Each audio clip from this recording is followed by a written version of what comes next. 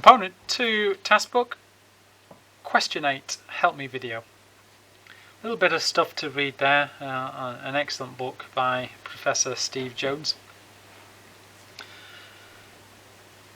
Describe the main adaptation the larger finch would show to enable it to feed successfully. So think about what it's eating. So a bigger finch, and look at the food. So it'll tell you about the food in there.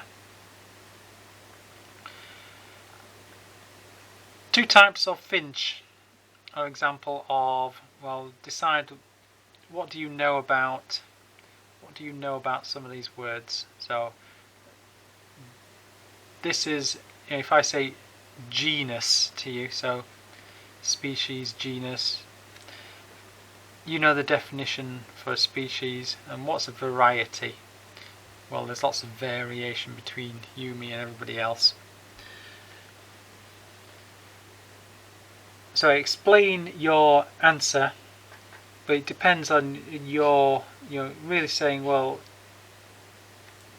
my definition of a species is key to this. Whether you've gone for, whichever one you've gone for, your definition of a species, whether that's true or not, is the key there.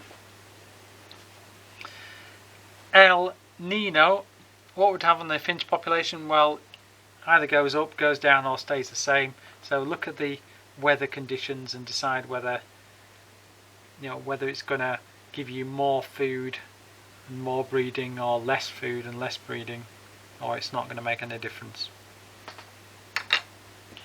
Don't leave it blank though. Suggest why many hybrid forms are hatched. Bit of a tricky one here.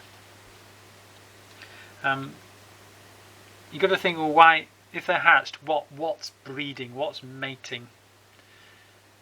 And so you get these two types, so they come together, and that's the sort of thing you want in your answer there. Just 1 mark. Competition is most severe under normal or El Nino conditions, and this is related to the amount of food available and which ones are best when that situation occurs. F, what does the fossil record tell us about what happens when El Nino ebbs away?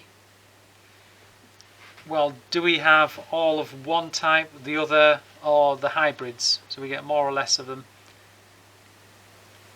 And why? Well, again, we're relating this to the availability of food. Which ones are best in that situation? So quite tricky, that stuff. But then we get down to name the evolutionary process. I think I've already let it slip out in this question or the last question. So you should definitely get that. And then, if El Nino becomes permanent, what happens if El Nino disappeared? What happened there? So think about the populations. Are we going to get speciation, two separate species, or are they just all going to merge into kind of one large group there? Are they going to look like one or other, or the intermediate ones? But are you going to relate it to the amount of food and what will happen? Speciation or kind of merging. So quite tricky that for 18 marks.